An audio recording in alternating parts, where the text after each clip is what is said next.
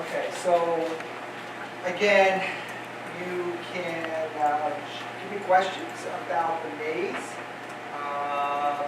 Again, I would encourage you to use the algorithm that suggests you keep your right hand on the wall at all times and just explore the maze that way and not try recursion.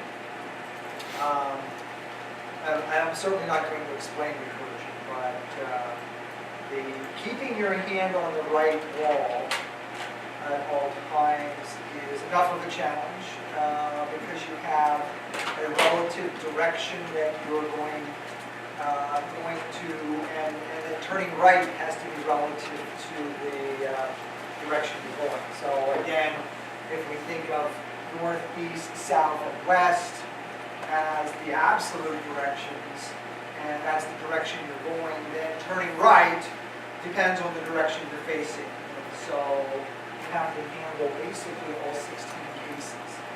So you always want to try to turn right, and then if you can't turn right, you go forward. If you can't go forward, you go left, and then your final alternative is to backtrack and get back up. So you need to be sure that you handle all of those 16 cases. It's tedious. You solve the one, you kind of get into the pattern to get the other three major directions and your way out. So I don't know, with that kind of review, is there anything else anybody has a question about this stage regarding the maze? So remember that you are hard coding the maze into the project. A rare instance where I permit that idea of hard coding. Usually I expect you to enter stuff interactively or ask the user to enter interactively. But the maze is hard coded, the starting point is hard coded, the ending point is hard coded, that's all fine.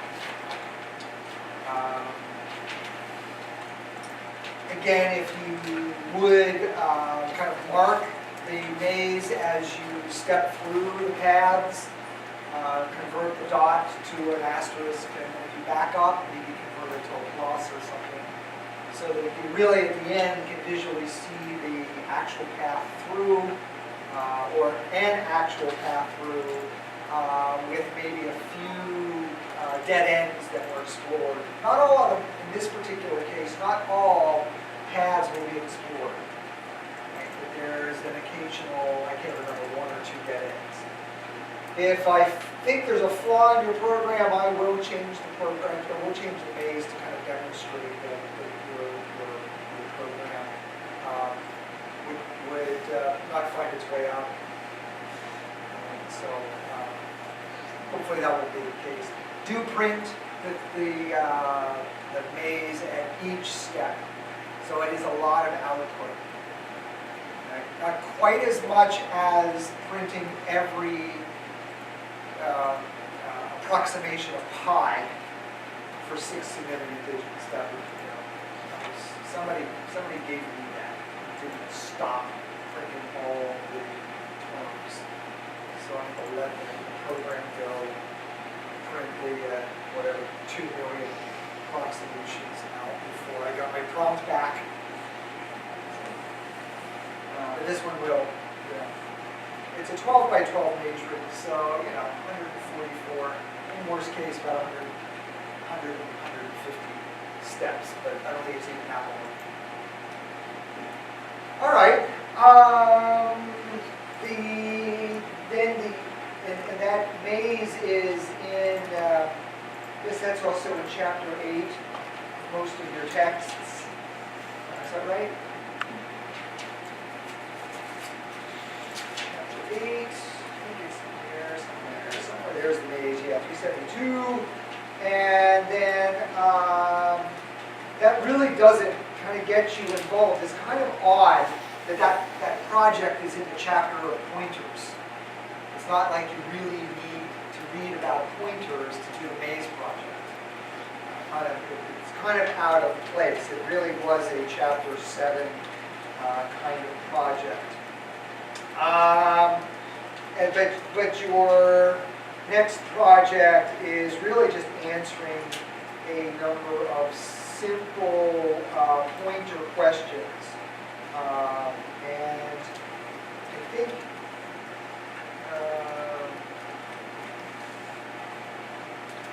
remind me, does somebody have the number?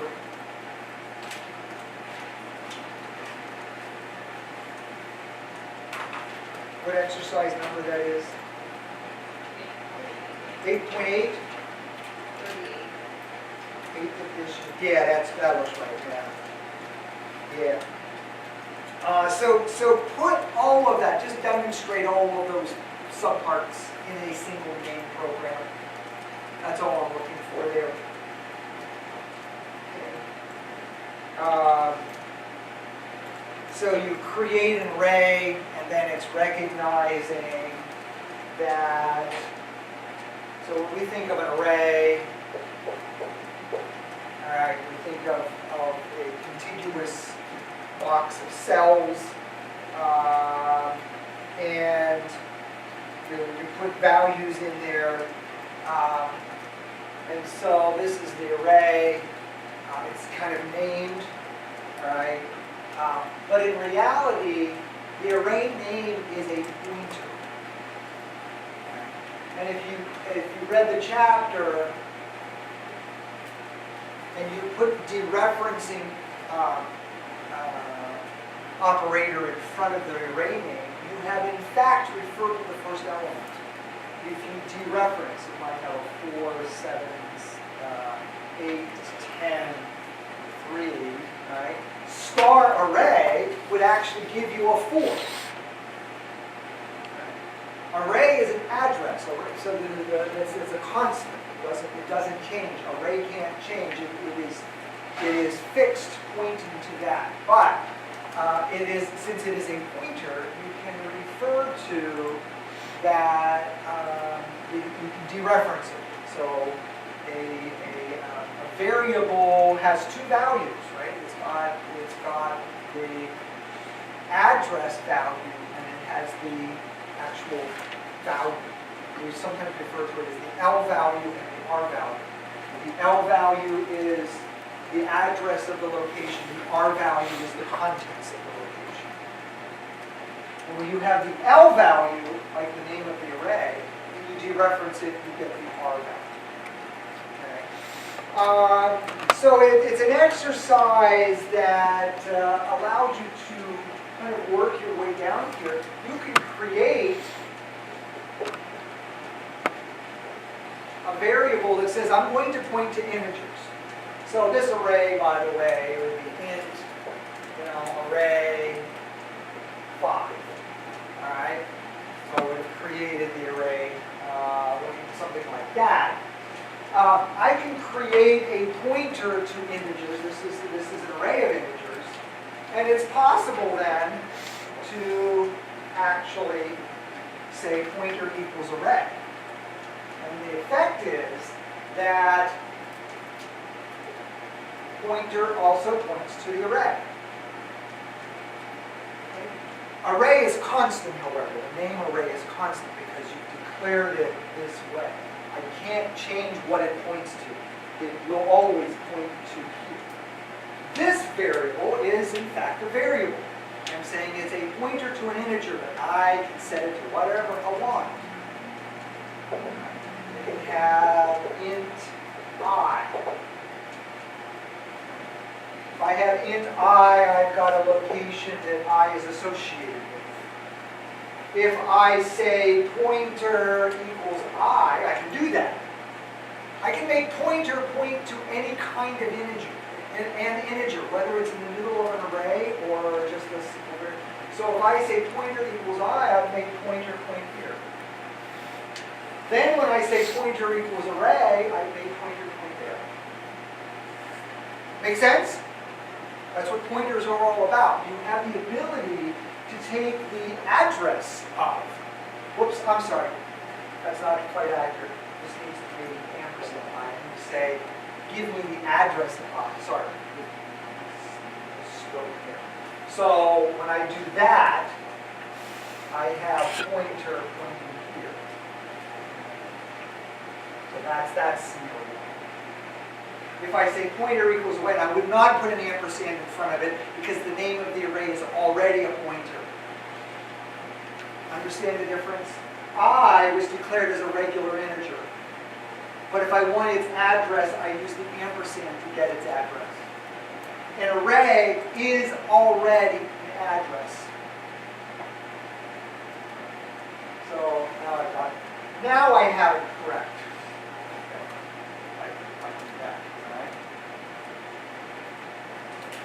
Now with an array,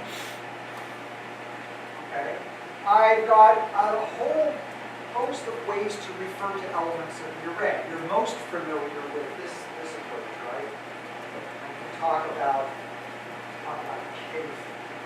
kth element of array. So if k is 0, it is here. If k is 1, this would be the first element. 2, 3, 4. Right? Just like Java notation. Nothing new here. Okay? But recognizing that the array name is in itself a pointer, you may use pointer arithmetic. It's the whole chapter is about pointer arithmetic. Okay? What you need to recognize is that also this is array, and if you don't mind, it's array plus 0. It's the address of array, 0 bytes past that. This is array plus, I'm going to get myself in trouble.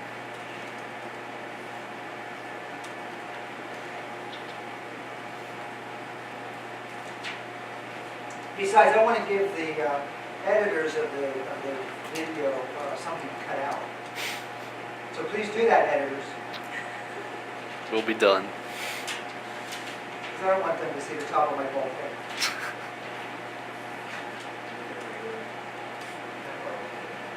What's that? That part will be. Yeah, that part will get in, just for humor.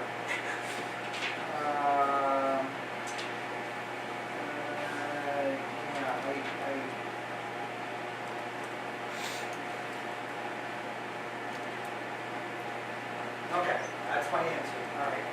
This is array plus 1. This is array plus 2. In fact, it's array plus. So it's another notation to say array plus k. However, that's the address. And so if I again want to see reference, I would need to put the asterisk in front of it. So this is another way to express a location in an array. Right? This is the normal, this is what we're all familiar with. This is bracketed notation. But you also can do this. This is from the language C. You're actually learning more about the C language that C++ was built upon. This has absolutely nothing to do with object-oriented programming. This is the low-level programming that C is known for to get you down to the machine level. Think about it. We are down at the machine level where we are recognizing that we are able to point to addresses of memory and then manipulate those addresses. And so it's recognizing that an array element is nothing more than the beginning of the array plus a displacement. Sometimes we talk about address plus displacement addressing. Base plus displacement addressing. Now, there is a hidden multiplication that takes place. If you don't mind me adding even more stuff to this board. If this is address 3000, the 7 is at address 3004. This is an address 3008, 3012, 3016. You're going by fours, right? Integers are 4 bytes. Okay.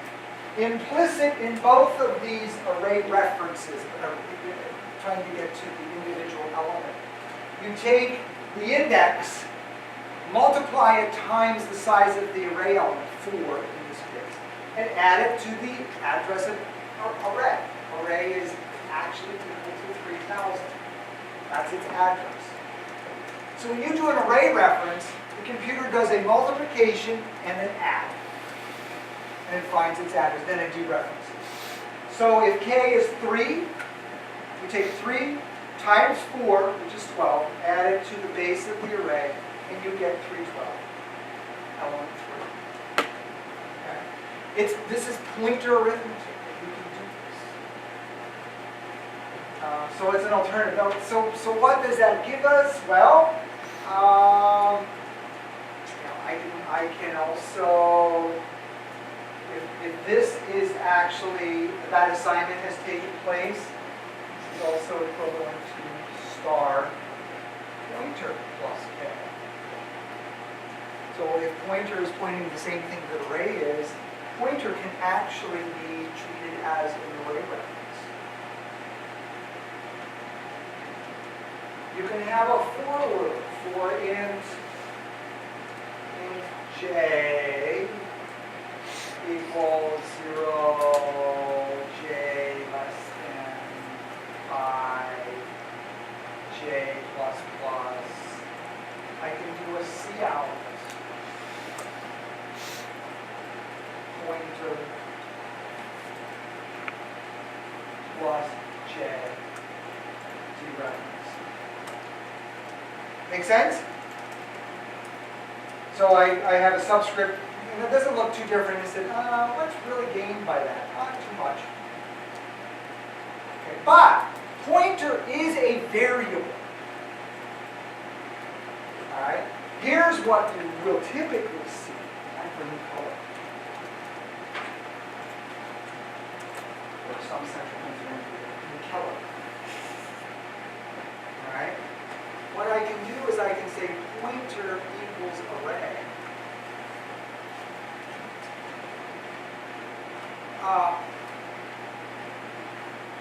Let's see. How do I want to end it? A for loop. We can do the same thing. Int j equals 0, j less than 5, j plus plus. Nothing new there. So it's the same one. But instead, I'm going to do cout what pointer points to.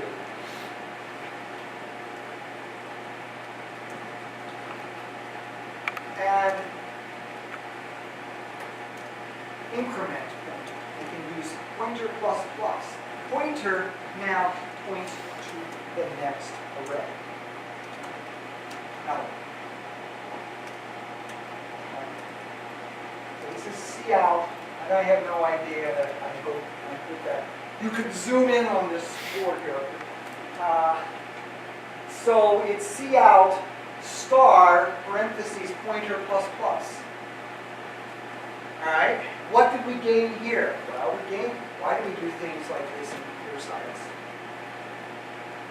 What's this pat answer in computer science 2? Why do we do anything? Why do we choose some code over another? It's more efficient. Thank you. This is more efficient. Because I merely point to the next array element. I do not have to recalculate that. This says, right, if I say pointer plus j, what did I say is involved with that? Take j, multiply it times 4, add it. Every time we do that, well, now what am I doing? I'm multiplying 4 times 0 and adding it to 3,000. And I get 3,000.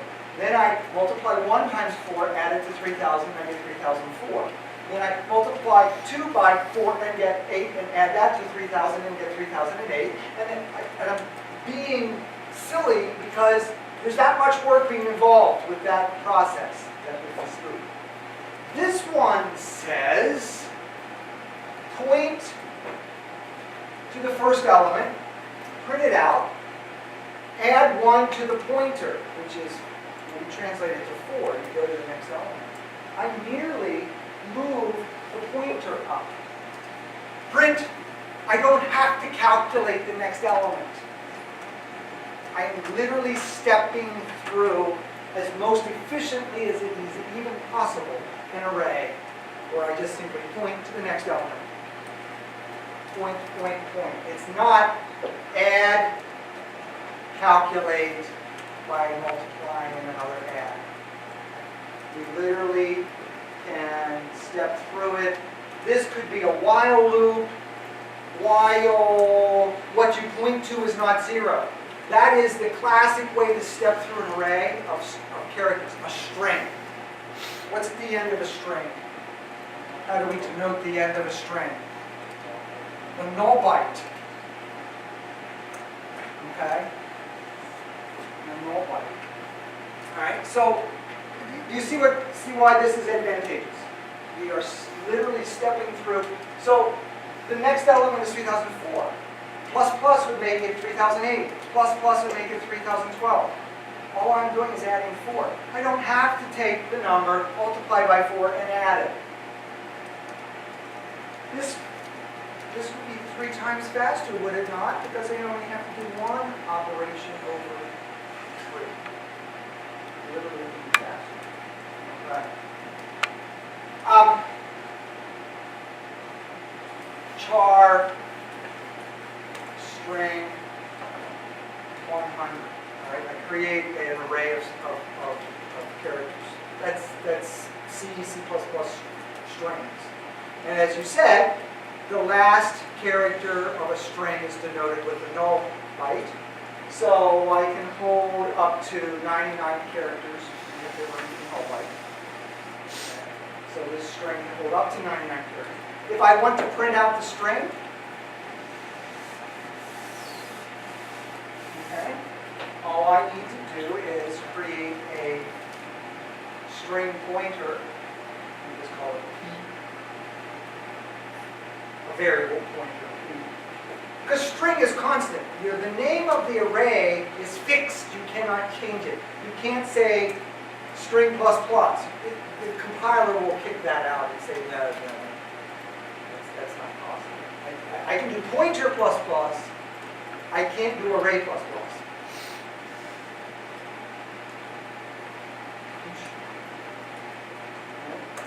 Now here, this is an idiom that you will see. I'm sure it's in the book somewhere. While what P points to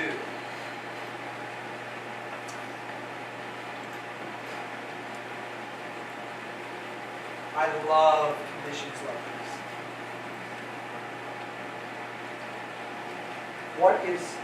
How's false denoted? Numerically. It's 0. What's the null byte? It's 0. What is any other byte? Non-zero, which means it's true. So while P points to a character, a legitimate character, a non-null byte character, I can print that character.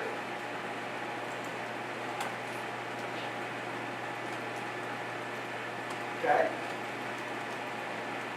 And I then want to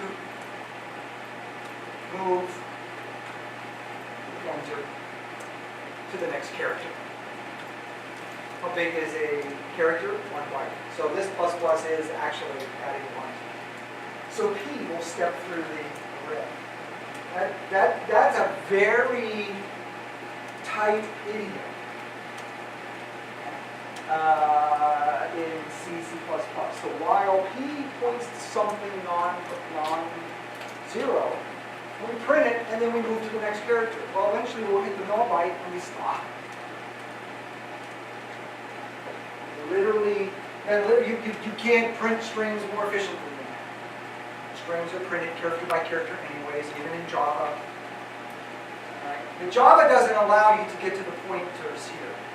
Your reference variables are in fact pointers, but you can't go down to the primitives and point to those primitives. Right? We're pointing to integer. You can't can't do that in Java. We're pointing to characters. We can't do that in Java. I'm sorry, I need to add, of course, p gets string. That's the initialization. About to initialize. Every loop needs to initialize. Every loop needs to have a test. Every loop needs to have an update. There it is. Initialize, test, update. Oh, you'd like to see that in a for loop? You can do that. Oh, this is fun. I'm having fun with this. Right? I can say for p equals string star p plus plus c out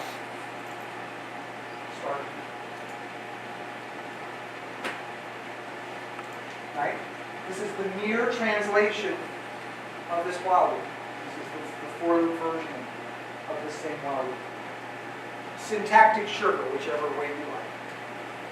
The for loop is unnecessary. It's just convenience because it's a recognition of initialization, test, and now update. And so these are exactly equivalent. There's nothing different functionally. There's nothing different efficiency-wise. Questions? I'm moving around and giving the videographer lots of something to do. All right? So hopefully I'll give you a kickstart so you know what you're doing and can more effectively answer all those questions,